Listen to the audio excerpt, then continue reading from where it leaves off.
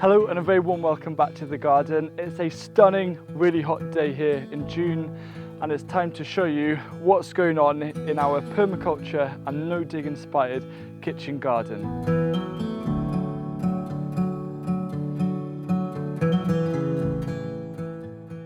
So here at the first bed in the entrance of the garden, and the first thing that we've got growing here is Ford Hook Giant Chard. It's a chard that I've never grown before, but I've been mulching it just because it is a leafy green and it needs a lot of moisture with grass clippings to help maintain the moisture. And you'll see that we do that quite a lot in the garden, especially in this video because it's been so hot. We're actually running out of water because we're not on mains. So we're just having to be careful with that. Now, something that I've never grown before is this. Now, I think I'm going to butcher the name, but it's called Hokusai Black Mint. And it's a stunning plant that smells like this amazing kind of mint. But there's something else to it. Maybe like, I don't know, for me, maybe like a vanilla-y undertone. But apparently this is going to get quite big, up to 3 foot in size. Keen to see how that goes. And you'll see that there's a lot of marigolds dotted, well, pot marigolds, these are calendula, dotted around the garden, just adding these pops of orange. This here is one of my favourite things that's happened this year in the garden. It's caraway, and it's green caraway seeds. And I always think about the real gems in the garden that make it different, make it special, things that you can never get from a supermarket. And green caraway seeds, that the flavour is insane. They're just tiny seeds and they pack so much. It kind of reminds me of green coriander seeds. And it's a biennial, so it just overwintered absolutely fine, forgot it was here. Then these leaves came up and it shot up, and just about to do a big harvest of these amazing seeds that are so potent. And also they create these tiny little white flowers that you can also eat. So it's June the 22nd and it's an exciting day for me because it will mark the first broad bean harvest of the season. This is a broad bean called Ratio. I think it's a perfect size and I'm pleased with how these have been performing. There was a bit of wind, so we've had to put up a very simple structure using just bamboo and string, but they're looking nice and healthy. We've also, because we had really cold weather that knocked off a few of these plants, we replaced them with crimson flowered dwarf beans. I don't know which are which now, but all I do know is that I'm going to enjoy them. And now in the bed in front of me here, this is where we had our garlic, which did succumb to rust, so we kind of pulled it out nice and early. But the same day that we took out the garlic, we've put in quite a lot. So we've got dwarf beans, and then we've got 2 types of beetroot that we've put in. And then I've also put in a row of oca right in front of the carrots, just as something different. Oca is it's a stunning plant. It has lots of nice texture and it's a nice tuber. So I had some plants and there's a little gap there. I thought I'd just put them in. So the biggest challenge that we are actually facing this year is not really the lack of water, it's actually a bit of a vole problem. It seems to be a bit of a boom year in their population, and for the most part we've been managing. I always like to sow some extra seeds, so if a plant does get damaged we can replace it. And what they do is they bury underneath the plants, and this can then create an air pocket where the roots can dry out and then the plants can actually die. So very often it's actually about going around, looking where there is damage, and there's some beetroot here that I'll need to replace. But if you see a plant popped up, I just push it back down and I persist. And I'll show you an example where that has actually worked and I haven't actually had to replace any plants using that method. So these dwarf beans were the first that we put in, and they've put on a lot of growth now, and they're just about to probably start flowering in the next week or two. We had a lot of voles under here, and I'd always come across plants that had popped up or were leaning over. I just kept on pressing them down, and all of the plants have survived. The voles have given up, they've settled, and now I can look forward to some nice harvests. So it's really nice because the borage is now all starting to come out around the garden, and I've been seeing a lot of bees, especially bumblebees, really enjoying. They're actually a really tasty flower. They're a bit like kind of on the cucumber spectrum is probably the best way in terms of describing the flavour. We've also got this dill here that I'm going to let flower. And talking about flowers, these are 3 leek heads that will soon explode in the next 2 or 3 weeks with beautiful big pops of purple, and I've never seen such a concentration of bumblebees as I have with leek flowers. So the onions are starting to bulb up now, and these are looking really, really healthy. Now, one thing that I like to do is I don't actually grow spring onions, because what I do instead is either with onions or with shallots is I'll actually pull off one of the leaves, and I can chop this up nice and finely, and it's basically the same thing as a spring onion to add on top of salads. But yeah, we've got over 100 onions here. So if it's all good, I'm getting, you know, the equivalent of 2 onions a week. Of course, they're not going to store quite that long, but it's certainly going to be more than enough onions for me over autumn and winter. This corner of the garden has changed quite a bit. It was very much surrounded with a lot of Asturian tree cabbage. We've actually taken most of them out, apart from the ones that aren't flowering, because my guess is we're going to put in either a bunch of kale or a bunch of leeks in this bed. Whenever we remove crops, we actually cut them just below the base of the soil and we leave the roots in. Leaving roots in the ground is one of the easiest ways to promote plant health. It's adding more carbon, it's keeping that structure, it's keeping the ground nice and loose and friable. And then it's gone a bit crazy in this corner as well. We've got hops that have decided to take over the two ends of these A-frames that we're going to have to deal with. I don't know how it's supporting itself like that. But up here we've got Greek gigantes starting to work their way up, and I'll have to untangle some of them. And then here we've got two different. We've got Trail of Tears, and then we've also got Abundance, and they're both kind of climbing pole beans. And very quickly now, because of the heat that we're getting, they're going to start flying up the bamboo canes, and then it's going to feel actually quite nice and sheltered in this corner in hopefully about a month. So on the theme of climbing beans, in here we've actually got some Ronda Black runner beans that are starting to grow. We're trying to keep it open on the inside, and eventually they will just outgrow everything else that's here. But this is just all self-sown dill, and we've got borage here as well, and this is parsley and fennel that's coming in. So we've got a lot of dill. I'm going to harvest a bunch of it, and then you could make something like a dill oil, which is a really nice way of capturing the flavour and adding on top of all sorts of salads and stuff. But I quite like the wildness of this corner of the bed. I'm just like looking through, and there's all sorts of things happening. It feels quite wild, but every single part of this is edible, or at least has edible elements. There's quite a lot happening in this bed. It's a bit of a random bed that I was going to dedicate to squash, and then I thought actually it's a nice bed to fill with other things, and we will have some squash in the corner. There's a lot of things happening. We've got, this is evening primrose, which is starting to grow. That's self-sown, that'll look lovely. We've got a foxglove flowering, obviously poisonous, but it's great for the bees. Then in the front we've got Chinese kale kailan, which is more of a stem, I believe, that you cut, and the flowers. And then we've got fennel. It's Rondo is a variety, and to help prevent the fennel from bolting, which is running to seed prematurely, and you don't actually get much of a root, we've been actually mulching it with quite a lot of grass clippings to retain that moisture, which helps to delay or prevent bolting from happening. And then you'll see around the garden we've got lots of little patches of peas. These are just starting to develop now. I'm not actually going to add a structure, I'm just going to kind of let them sprawl a bit on the ground. I quite like that. It makes it more exciting actually trying to go through and find the pods. And then we've got, this is Dakota Black sweet corn, which we had a lot of spare seedlings, and I've never grown sweet corn outside before. I thought, you know what?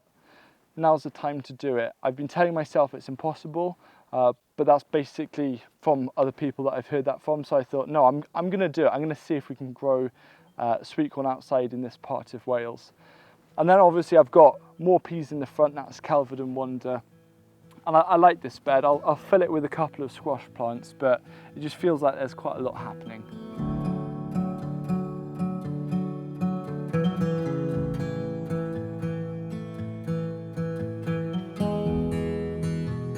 This corner of the garden has seen a little bit of change, mainly where in front of me, out of camera, we had a lot of kale, but we've removed that, we've chopped and dropped it, and we're ready to replace it.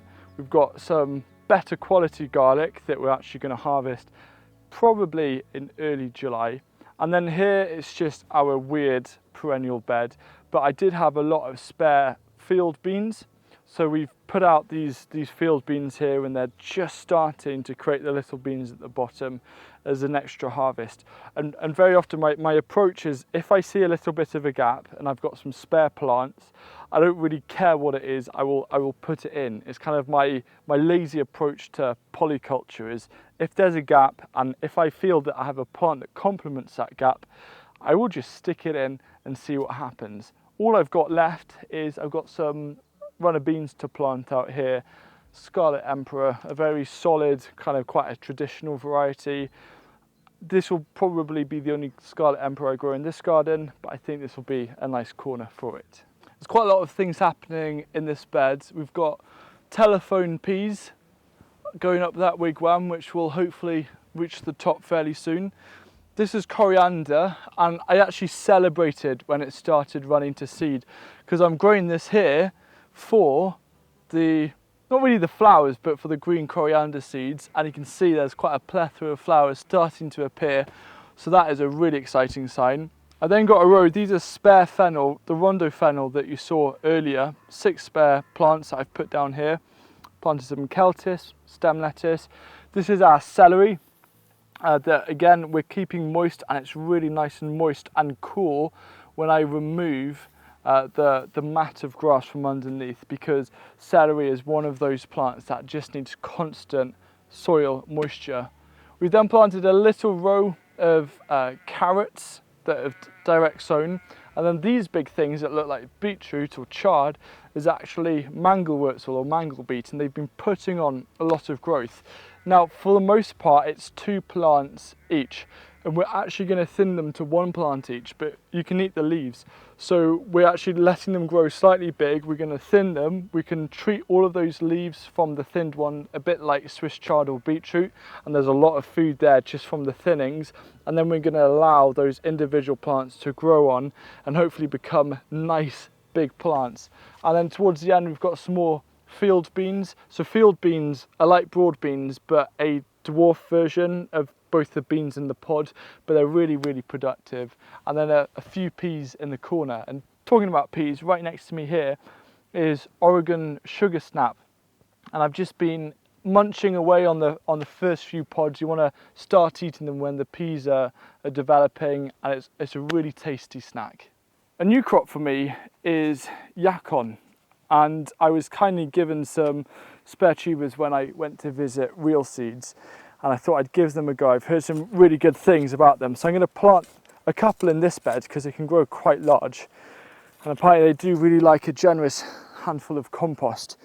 And this trowel that I'm using, I'm an ambassador for Gardena this year, and this trowel is, I think, my new favourite product. It's their Ecoline range, so really trying to actually use, for example, 85% of the plastic here is made from recycled plastic, most of it from household waste.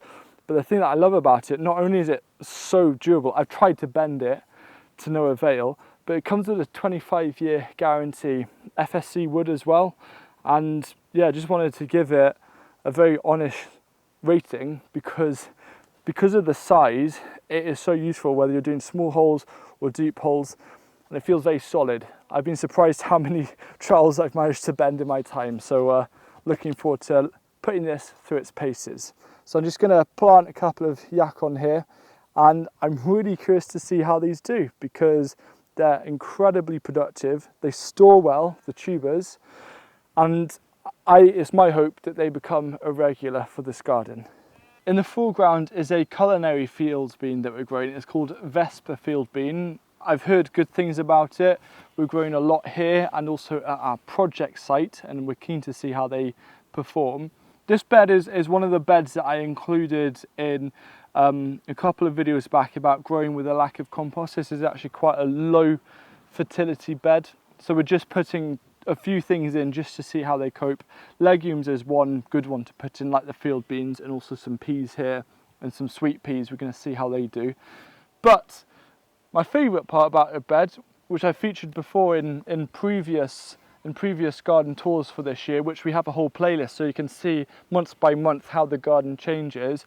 I've been talking about putting in this row of foxgloves here because I always felt that this corner was just a little bit too green. There's a lot of green here, and now the foxgloves are coming into life, and they're adding this amazing pop of colour, and they've added a lot of energy and interest to this corner. So that's a prime example of, if you feel something's a little boring, think about a plant or something that you can grow, even if it isn't edible, that can really change the feel for it. And I really enjoy that about gardening. A garden's a blank canvas that you can pick and choose what you want to grow to suit either what you need or the feelings that you want or what you want to enjoy.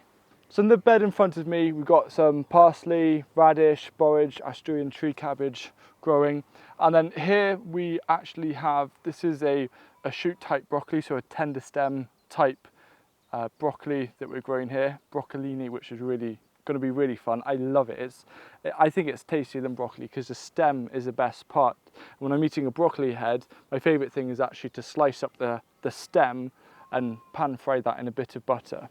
This here is amaranth. It's put on a lot of growth in the last few days actually. I'm quite surprised. This is going to add so much colour. It's going to go to about this height, maybe a bit higher, with big shards of kind of red flowers. It's going to add such a punch of colour in this area of the garden. And then here, this is an overwintered fennel that's now taller than me. So it's heading on towards 7 foot, and we're going to let it flower because the fennel flowers are really tasty, a real delicate taste. And also the seeds, the green seeds of fennel, are really nice kind of aniseed flavour. And then we've just planted some other things around it. But I like this bed. I like where it's going. We've had vole issues in this bed. There's probably been about 3 or 4 beds where there have been quite serious vole issues. But as you can see, everything's just continuing on with life. So closest to you in the foreground is some yin yang bush beans, which have these beautiful looking seeds. Here I just want to highlight what this is. This is buckwheat. I've never grown it before. We've got a lot of it at other sites. We've got a massive terrace. We're using it as a cover crop, but it's flowering and it looks beautiful. This is a form of ruby buckwheat. So the tiny little flower heads are just appearing and you can see kind of like a nice pink colour. So hopefully next time we do the garden tour, this buckwheat will be in full display. And then here we've actually got some chocolate type sunflower, so it creates a nice chocolatey looking flower, and again it's going to add a lot of nice splashes of colour to the garden, and of course edible values as well. In this bed just outside the solar tunnel, lots of different things going. It's another bit of a bed where if we have some spare seedlings, put it in, because I like having a nice mix of different plants in a bed. If you think about it, a raised bed is almost like a mini garden in itself, and you can treat it like that. By far my favourite part of this bed though is more peas. These are Kelvedon Wonder, which are just a solid variety that grow kind of semi-dwarfing.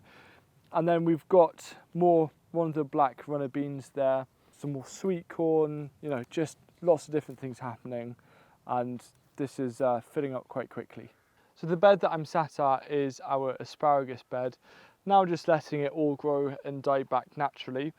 I'm thinking of potentially next year intercropping with strawberries. Strawberries and asparagus is quite a common companion planting of the two crops.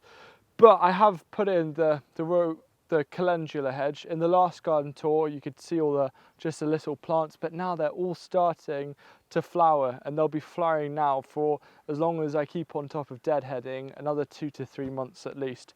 Then this little patch here, I've just got some more amaranth to just create a nice shard of colour. And then behind me, just letting the comfrey flower, lots of bees, and then we're going to add that to compost and the liquid feeds that we're making. This is primarily it's a brassica seed bed where we start off our brassicas, thinking everything like purple sprouting broccoli, kale, cabbage. These are basically ready size now to be transplanted into their final growing positions at a deeper level, because you can plant brassicas deeper than they actually grow. At the end we had our rat's tail radish. It's still there, but I'm now letting it all seed. There's no other radish that's flying at the moment, and I was really happy with how that turned out. And because the seeds came over from America and I'm limited to how many packets I can get, I'm going to save seed here and hopefully have my own supply. And then we've got some a globe artichoke, which we took a harvest from very recently, which is always a nice little thing to enjoy.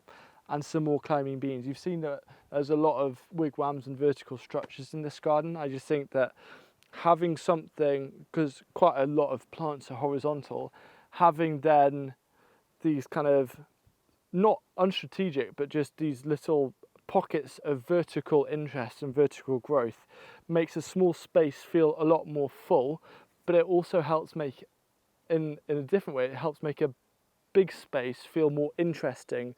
Rather than feeling too open, you're actually creating a lot of nice little rooms and areas of interest to walk throughout the garden and to kind of split up the view a bit. So the coffee ground experiment bed is actually doing pretty well for just the neat coffee ground, but we've got to bring order back into this chaos. So in the next garden tour, hopefully that'll all be sorted and I can give you a proper update. Plus we'll start doing the first bricks or refractometer readings on the peas and the beans to see if there's any difference, and I'll be able to share those with you in the next tour. But behind me here is one of my favourite things to see. It's amazing forests, or these rows of leeks, 5 different varieties. They're about a week or 2 away from transplanting now. I mean, some of them I would transplant, and I can't wait, because I've been without leeks for about 3 months now, and it's getting really tough. It's absolutely sweltering here in the polycrub, and so it'll just be a quick one, but most of the polycrub is planted up. We've got cucumbers, we've got tomatoes, the physalis is doing really well, lots of nice fruits coming off. And then as you can see, the corn as well, it's definitely doubled in growth over the last few days. I was actually shocked when I came to the garden this morning to have a look. And then just apart from all the many different varieties of tomatoes, where we kind of prioritised, the weirder the name, the sooner in the list it should be in terms of priorities for finding space. So I'm interested to see what fruits summer brings and what kind of cool basket shots we can get there. But just in the corner, just to my right, we've got a load of carrots that have gone to flower, and we just left them there to see what would happen, and there's a lot of really interesting insects on it. So yeah, it's just really cool to think that small kind of little orange carrots that were sown in March 2021 can then eventually turn into quite a sight of amazing big white flowers. Even after gardening for many, many years, it always staggers me how quickly things grow and how much changes. And it's going to be really interesting looking in a month's time how this garden is looking. So if you want to compare this garden to the end of May, this video right here will take you to that, and you can have a quick comparison to see how much can happen in as little as 4 weeks.